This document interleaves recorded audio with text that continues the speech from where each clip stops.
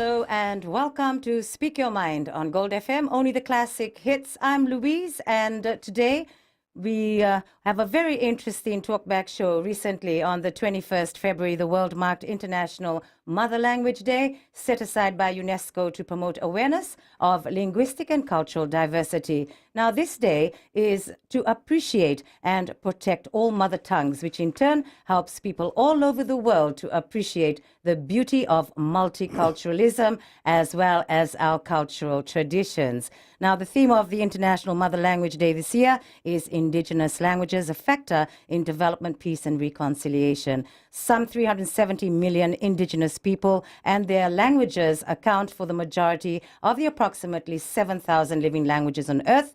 Although, by the way things are going, more than half of the world's languages could become extinct by 2100. Joining us on the program today is the Principal Administrator Officer of the Taukei Institute of Language and Culture, Mr. Simione Sevudredre. Welcome. It's really nice to have you on the show. Now, we're proud to have many different languages spoken here, showing our cultural diversity. After all, our language is our identity. So how good are we rated at preserving the Taukei language?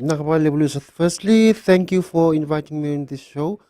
And it is a great honor to come and speak about the Taukei language. Now, your question on preservation of language cannot be preserved. It evolves. Okay. So we can only safeguard it, and that's our UNESCO word. But to safeguard means to many things, from using it in broadcast, using it in publications. I brought a few along, and also using it in as many ways as possible. Now, for the Taukei language, the population in Fiji is not even 1 million. It's about 800,000. And that's quite small. It is quite small. And then if we estimate, out of that 800,000, approximately half would be speakers of Bosavaviti, the Taukei language. So we are looking at about 400,000 speakers in Fiji. And with this 400,000 speakers, on the global scale, there are 7 billion people roughly on planet Earth. You take that 400,000 of speakers of Bosavaviti, you divide it over this 7 billion, and the number you get is 0.00, 4 zeros after the decimal point, and the number 6. So on the global scale, the indigenous language of here in Fiji is spoken by 0.00006 of the world, and that is just the Bosavaviti. Then you can imagine the scale if you look at other languages, the Barnaban language, the Tuvalu language, and you throw in the whole Pacific languages, and it just gets mind-boggling. It leaves it. This is why UNESCO has set aside a day to remember, but also to create awareness. So when we're talking about awareness, visitors to Fiji, as soon as they arrive at the airport, those who meet and greet at the airport, at the customs, there's a string band that usually sings, and the people always say "Bula," and even in the resorts. Yes, Bula is the famous word around the world. What people do not know is that long ago, before the arrival of Westernization, life was sacred to the extent that the protocols of the Sevu, the traditional ceremonies of welcome, they invoked the Mbula spirit, the goodwill.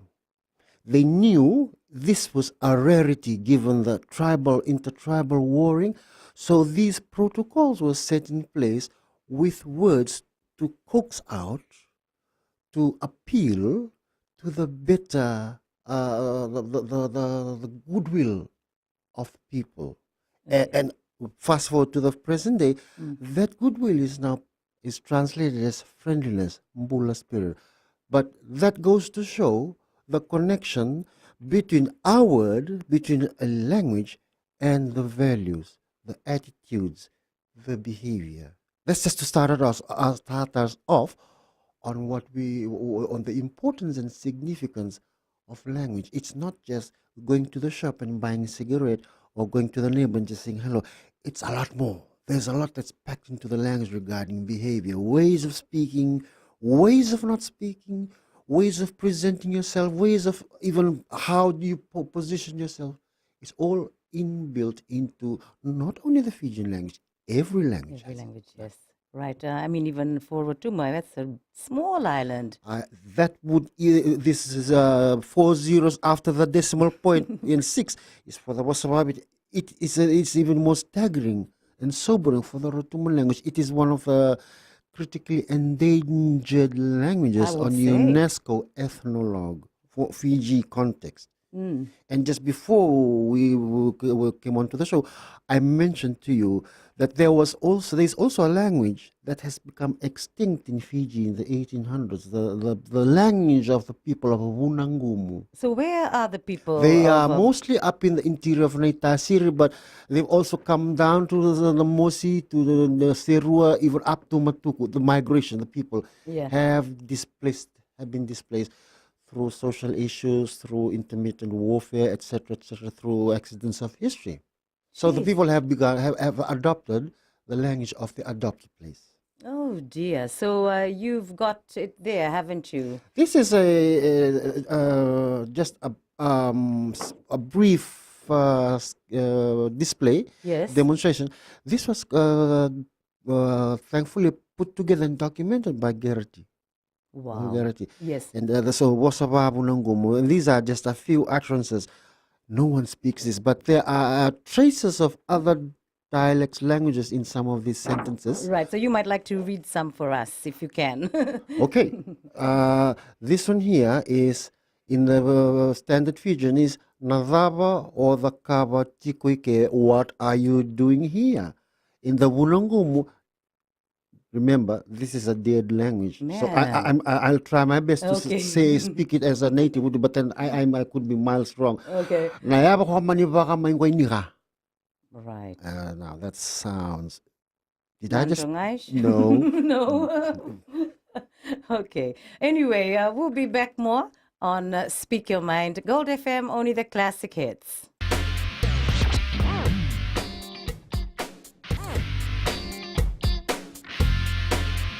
Welcome back to Speak Your Mind on Gold FM, only the classic hits. Thank you for your company. And we have the Principal Administrative Officer from the Taukei Institute of Language and Culture, Mr. Simione Sevudredre. I mean, it's really interesting that you told us that we even have in the Taukei language, a language that is extinct. I mean, I never knew that. We never knew, because we never talk about it. And this is why platforms like this are very, very welcome, because they create this awareness. Now, how would a language become extinct? Simple, there would be social issues, but bring it into today's context, a language can die out if it's not spoken. A language can evolve and change from what it is, what it was before. And so, suffice to say, the Fijian language today is far, far more different than the one spoken 500 years ago. Yes. Over 1,000 years ago. But I'd like to bring us to some key, interesting features about certain other languages. So I'll begin with the English word cut. Okay. And in the Taukei language, the word cut takes on different nuances, different colors, depending on the angle of the hand, the implement, whether the cutting is horizontal or vertical. So, for example, when I say mbola, that word mbola is to cut in half, particularly a coconut. We never use that word on another fruit. It's usually on coconut. So when we say vembeta, it is also cutting, but little slices. Right. And when we say The beer we are cutting, but we are cutting into little we're using a sharp, pointed implement. Like peeling or something. Yeah, like, Yes, using a yes, potato peeler. yes. And another word is also with cut, but the word is mutuba. It is to cut off entirely. Right. Cut off entirely. There's one word, mutuba. So, I mean, this is quite amazing. Different ways of the same, sort of the same meaning. Yes. And another one is the liver. It's cut, but make little cuts. Something like if there's a boil that little cuts or for tattoos, etc. The word is the liver nitiba. The little nuances determine how of The action. the action. So many today, even amongst ourselves, when we say cut trees, we say musu kawe, Yeah. but musu is only for something that's already horizontal. So people A are sitting. tree is cut, but the word for it is ta, because the word ta means whatever is cut is standing. Yes. Then it is the to cut that ta when it's on the floor, on the ground, then you mus, whether in little pieces, little chips. So cut. It determines the angle. The word shows many more things in the context of cutting. We were very, very skillful cutters, I might say, because for Of all one the action, different all descriptions. kinds of actions, all kinds of implements, all angles, if I may say. Exactly. I mean, do you think that the Taukei know all of this that you're sharing with us? All the different ways of describing the action of cutting or cut? The Itaukei language, thank you, you've raised a very crucial issue. The Itaukei language is primarily marine and agriculture. It's a land and sea based language. And most of the words evolved around actions and activities on agriculture and marine. Mm-hmm. And as Fiji modernized, this lifestyle changed, and the need to use these words became minimal. And that began the threat of losing certain words. So, and it's like a muscle, either you use it or you lose it. Right. So, and also there are. Did you know that there are about more than 100, 200 dialects in Fiji? There are two languages, major languages, Okay. the Western and the Eastern. The Western languages from the western side of Fiji, and the Eastern, these are two different languages. Many are not aware because we've sort of integrated. We understand there's marriage and etc. There's travel on both sides, but linguistically speaking, these are two different languages: Eastern Fiji and Western Fiji. And then more than 200 dialects. About more than 200 About. dialects. Assuming Assuming, yes. these are estimates. It could be less. Yeah. Because the use of the Taukei standard Fijian can also Spread. and also people may not wish to speak in their own dialects. I see. So, what would you like to advise the Itaukei when it comes to language? And that is the ongoing issue on why our institute exists. Okay. We carry out activities that promote the speaking, that promote the safeguarding of language. I have here these are quarterlies that are published by our institute. Lialiadi means to reflect. Mm-hmm.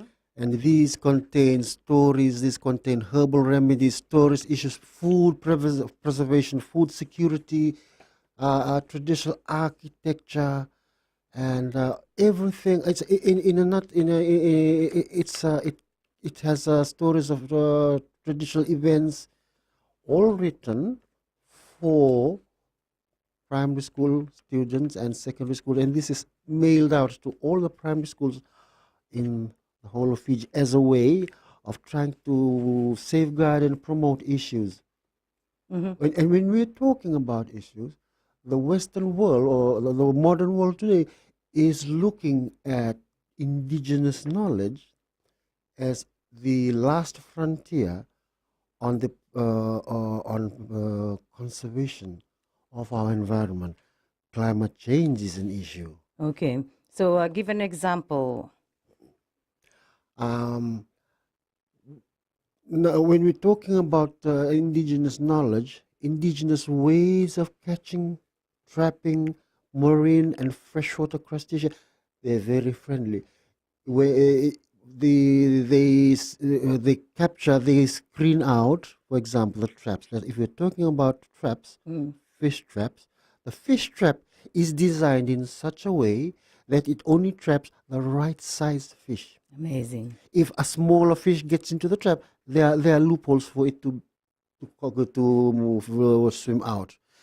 And because the traps are designed in such a way to be positioned in place where the water is the intertidal,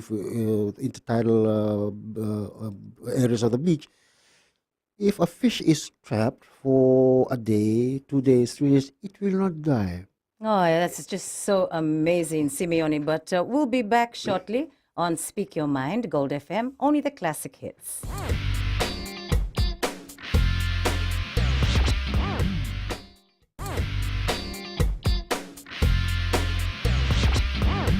This is Speak Your Mind on Gold FM, only the classic hits. And we've been talking to the Principal Administrative Officer of the Taukei Institute of Language and Culture, Mr. Simione Sevudredre. And you just before the break spoke about, you compared climate change, how our ancestors, the way that they did things was very useful. Very environment friendly. Environment. Whether it was agriculture or whether it had to do with anything marine, catching of fish, traps, even the cutting of trees. Wow. There, I remember from one of the projects that we carried out in one of the provinces on the revitalization of traditional architecture. The men identified certain trees to be poles or posts, and they knew the time, the right time to cut the post. You just do not go in and cut. They would cut when there was no moon. They would choose the tree, the sturdiest trees to make the best post were the trees that faced the rising sun, because the rising sun, its energy sort of was infused, so to speak, into the tree. And the reason they cut the mature trees when there's no moon is so that there's, in science you talk about growth rings in the tree. But long before science, they knew that if you cut during the moon, when the moon was waxing or waning, the growth was not completed, and that would give rise to bugs and worms attacking the tree. So they knew cut only when there's no moon, because the growth ring would be completed. So that was why that's an example of a traditional knowledge because of the environment. The environment sort of enhanced and added value to the language. I mean, that's how much respect they had for the environment. There's also in the scented oil custom, there was a particular way women fixed the scent of sandalwood in oil. After doing the usual process of the coconut and the infusion of the sandalwood, grated sandalwood, they would gather a particular species of ant. They'll squeeze juice of sugarcane onto a leaf and look for this particular color of ant. And the ant would then crawl all over be attracted to the sugarcane. These ants would be then scooped out, and in a sieve from a coconut sieve, they'll be crushed and steeped in the scented oil. That fixed the scented oil. And this was before westernization. And remember, Mm. in the perfume making industry in France, Paris, there is a azobic acid. It's it fixes the scent. And Ooh. now we Naturally. uh, natural Like the way the azobic French do acid, it. yes. I But mean, they use the see? cosmetic one. Yeah. They use cosmetic synthetic. Yeah. But here they knew it. They somehow the environment, living in the environment. When we're talking about language, it's not just saying hello and I'm going to the shop, etc. Mm. There are a lot of deeper meanings and spiritual symbolism about life Mhm. that is tied very intimately with the understanding of the land, the natural environment. All I can say is it's absolutely amazing, and it is something that should never be lost. So I suppose it's the job of the Taukei affairs to keep this knowledge going. Now, therein is the crux of the whole issue because the language really belongs to everybody. Um, I think of this English proverb: you can only take the horse to the river. You cannot force the horse to drink. Okay, right? Yes. Our role is mostly just to promote and create awareness. The people, this is the choice to do so or not is theirs. Okay, so do we have many Itoke who are knowledgeable about what you've just been talking We about? call them by a reference in UNESCO speak. We refer to these custodians as living human treasures, And honestly, and they are very far. They are rare to find in our community all over Fiji, because many have grown old and there has been disconnect from the traditional lifestyle and knowledge transmission. The ones who should be the knowledge to be passed to have moved to the for other to the towns for education, for employment.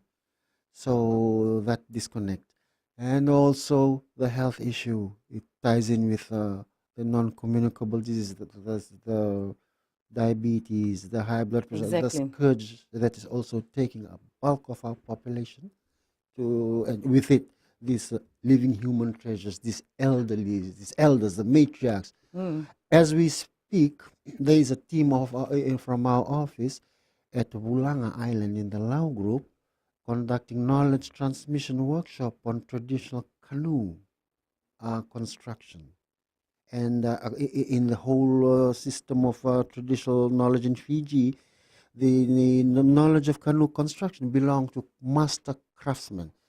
The senior craftsmen in Fiji, according to legend, they lived once upon a time in Narauyamba in Nakauvanra, but they've migrated. They live in Nukutumbu village in Reo, and they've lived all over Fiji. The ones in Wulanga are the ones who came to Fiji from Samoa to Tonga to Fiji, the Lemaki and the Chafau, and they are craftsmen.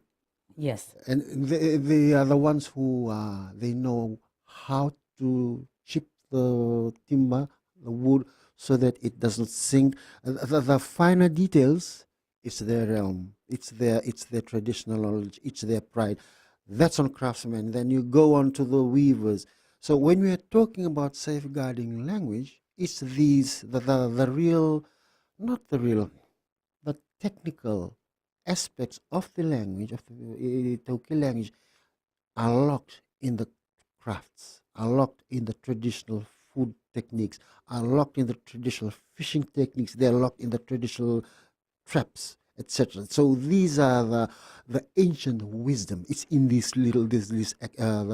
crafts Yes. and the traps and etc. for planting the marine. Like I said before, the marine and the agriculture gave this wisdom, and with it came these words, and with the words came the activities. With activities is the wisdom. Exactly. So, International Mother Day language, and talking about how language has a much more deeper meaning. On Speak Your Mind, Gold FM, only the classic hits. Stay with us. We'll be back for more.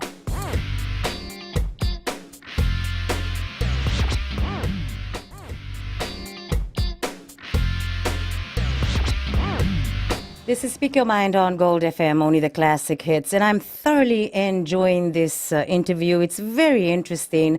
And we've got from the Taukei Institute of Language and Culture, the Principal Administrative Officer, Mr. Simione Sevudredre. Now, if you've got an opinion or maybe a question that you'd like to ask, you're most welcome to call 3220906, or if you have a Digicel phone, 77320906.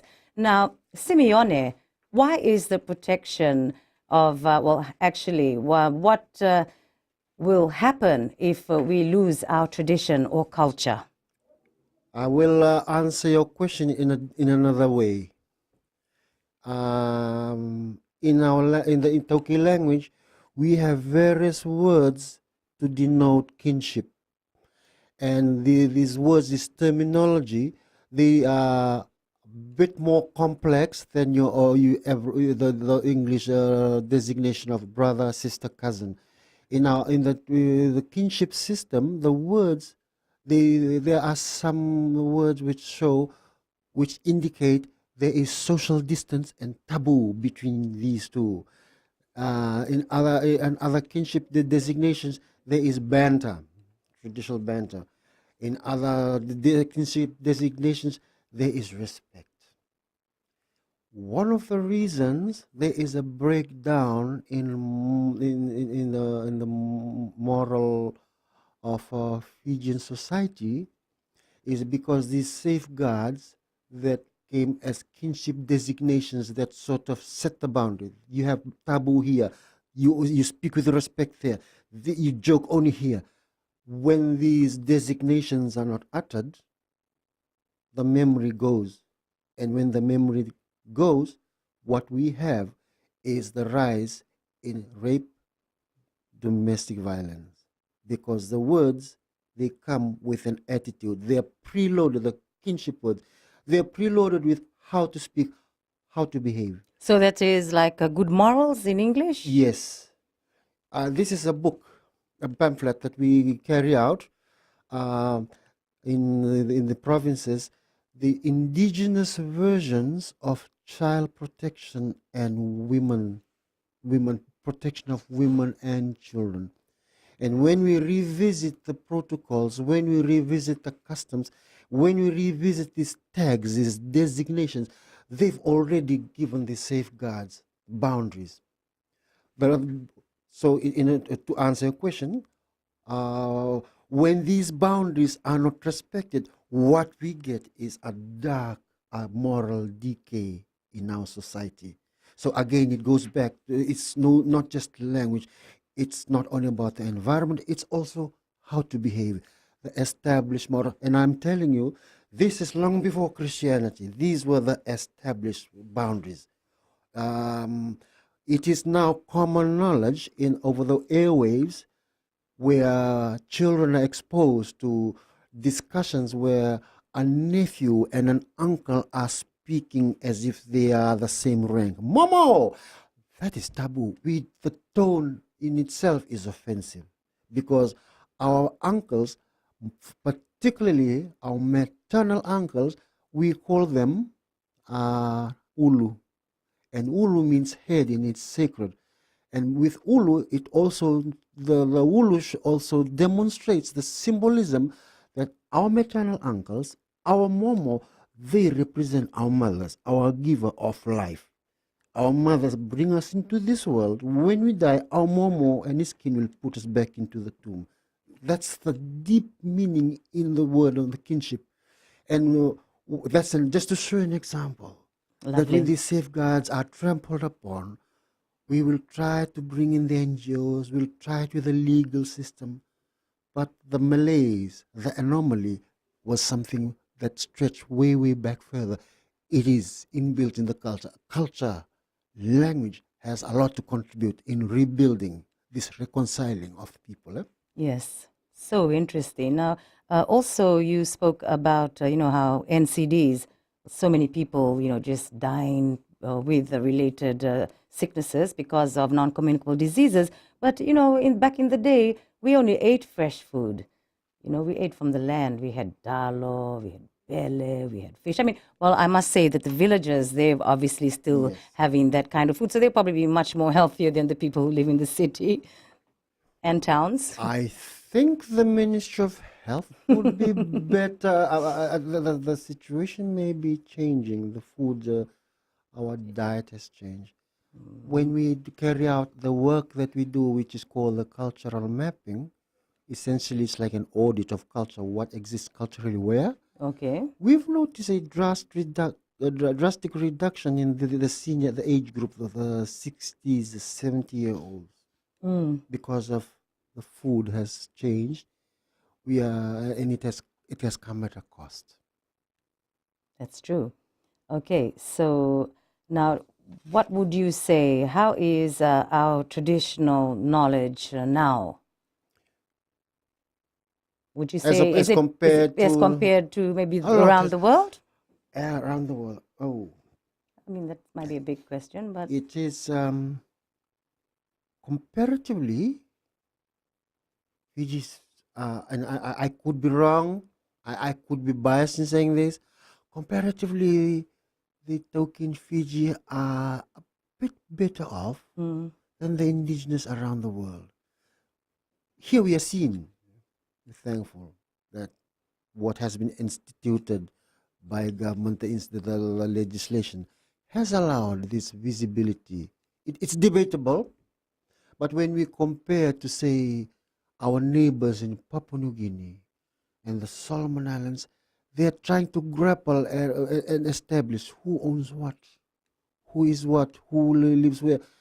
Those we are fortunate. We have our records, we have institutions, we have leaders, we have education where the integration has helped yes. establish visibility and a sense of equality.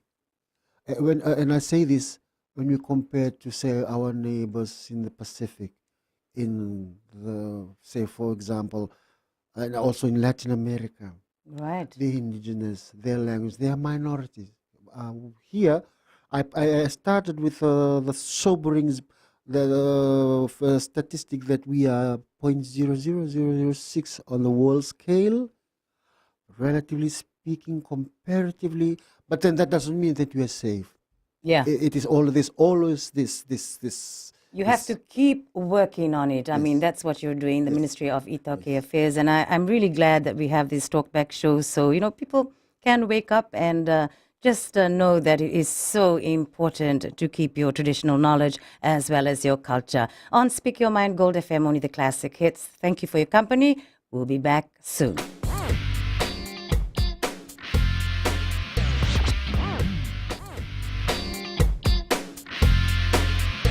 Speak Your Mind on Gold FM, only the classic hits, and I do hope you're enjoying the program today as we speak to our friend from the Taukei Institute of Language and Culture, Mr. Simione Sevudredre. And well, if you'd like to share opinion, you can call 3220-906 or 77-32906. And as we speak, I've always been fascinated, Simione, about herbal medicine.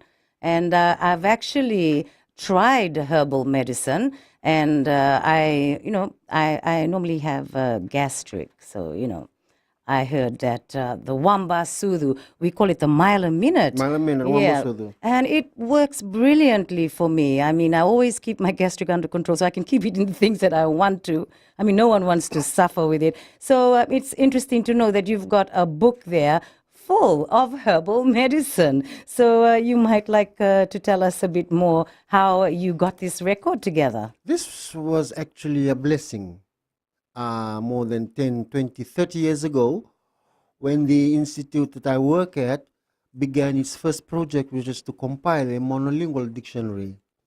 And the researchers who compile words met with interviewees who were matriarchs and elders who explained a bit on whatever word it is that is now in the monolingual dictionary. After the interviews, these elders, these matriarchs, some of them were herbalists, Right. and they freely gave their remedies for common ailments. Mm. And they allow, because this is also traditional knowledge, but this is just a fraction of the wisdom that's out there. These are common ailments. Not here are the some ailments that are that we refer to as matavaviti, that that are that they are not they Haven't are been revealed. not revealed. They are not common. Your normal run of common ailments. Okay. They sort of run into the realm of the spiritual realm. Oh, now I get it. There Yeah. are those who have those herbal medicines, Oh, remedies, okay. but it's secret. They mix it and they come and give it. But this one here is what you can find in the average garden, in any backyard, the leaves. It talks about the leaf or the herbal or the medicine, the ingredient, and it also gives the various names and how it can be applied as a poultice, or whether it's you squeeze the juice out or you chew it, etc. You combine it with You can whatever even herb. combine the Yes, medicines as well. and the But good thing about it is organic. yes, and I was saying the mylamine too is good for, when you get a really bad cut and it stops the blood like Yes, almost it immediately. clots. It helps the clotting of blood. Yes. And the mylaminate wambo sud is a remedy for many other ailments. Illnesses, eh? So for those who may have gastritis, the squeeze, pick up a handful, wash them, squeeze out the juice in make, or even blend it even better, Yes. enough for a glass or a mug, and take it the first thing in the morning. It Yeah. helps heal the ulcers, the gastritis in the stomach. Well, it's worked wonders for me. I mean, well, they say sometimes medicine works differently for people, so it just depends how it will react to, certain people. But for me, it's fine. And they've also got the trunk ones as well. You know how you get the bark of the tree? Yes, Besides the leaves, they've got the yes, barks as yes, well. Those are the really strong yes, ones, I believe. yes. You see, just because we have compiled it in a book, it does not necessarily mean we are the experts. This is just the surface. Okay. The majority, the bulk of it is still out there with the elders, the tutus, the boom booms, Well, I and the lace. Yes, certainly hope that they're passing that knowledge that down. is the catch. That is the crucial issue. They're the passing on. And for many of these herbalists, they are willing to pass on their skills and their secret if to the person who has, and they say, Yalo no, the right spirit. Oh, so you have to be like a good-hearted person or something. Yes, because herbal medicine needs service and needs good heart in order to be administered. You cannot be a herbalist if you are a grumpy person. Or a jealous person, or, oh, that's so interesting. But I believe you have also other detailed accounts and records, like from oral traditions, stories, myths, and legends. I mean, you've got rituals, festive events. Now, can you please explain in more detail how you got them and how they are kept, and maybe if it's accessible to the members of the public? Thank you. You just touched on the issue I had mentioned earlier on, which is our culture audit. It's known as a cultural mapping program. We've covered all the provinces. As we speak, the last province is being covered in the Yasawas. So what we do... How many provinces altogether? 14. This work, Okay. the culture mapping or culture audit began in 2006. Okay. No, 2004. Wow. 5 years. So you've done well. You're on the last province now? Last province. The ones who started it have moved on, have retired. There are those who have moved on, passed on. Oh. So in a nutshell, this audit tries to capture the remnant of knowledge from the informants in the villages, how they do the food preservation, food security, how do they conserve the land, the sea, and issues of how do they do the salu-salu, oil making, herbal remedies, even architecture, traditional architecture, and mat weaving or traditional fishing techniques. What if we go in with a prepared range of questions, but whatever is captured is what we are now keeping, processing for access for the children of whichever province, whichever village. Hopefully in the next 4 to 5 years, because the data gathering is about to finish. Okay, Now so it's will all be going the to be scrubbing. all computerized? Yes, it will be. It is all Both computerized as well as hard copies? The hard copy is the one that will be archived. The e-copy will be the Right. one that will be circulated for posterity. Yes. So When this is really good, you need to preserve this very well. And just quickly, because we're about to finish, just another message from you. Naka, I understand that Fiji is multicultural society. We are diverse society. In terms of the Taukei language, for our Taukei speakers and those who are willing to learn the Taukei language, much of the spirit of Fiji today is because of the language, the free will, the liberal, even how we play rugby. That spirit is from the language. And the spirit you encounter at the airport, the friendliness you encounter at various levels, whether you're a visitor or whether amongst friends, it is the spirit of the language that has that now become part of our life. So if we are not mindful of this spirit of this language, we can also lose this wonderful flavor, this wonderful culture, this wonderful ambience that we have in Fiji, that also always leave people coming back for it. And as tourists, or as people, as our friends who have gone overseas, they come back, oh, I'm glad to be back in Fiji. This thing they call, I don't know what is it, but I say it's because of the language. It infused into the behavior and how we speak and how we approach people. Right. Vinakasarvalevu, thank you very much. It was very interesting talking to you. Simione, the Principal Administrative Officer of the Taukei Institute of Language and Culture. Many thanks.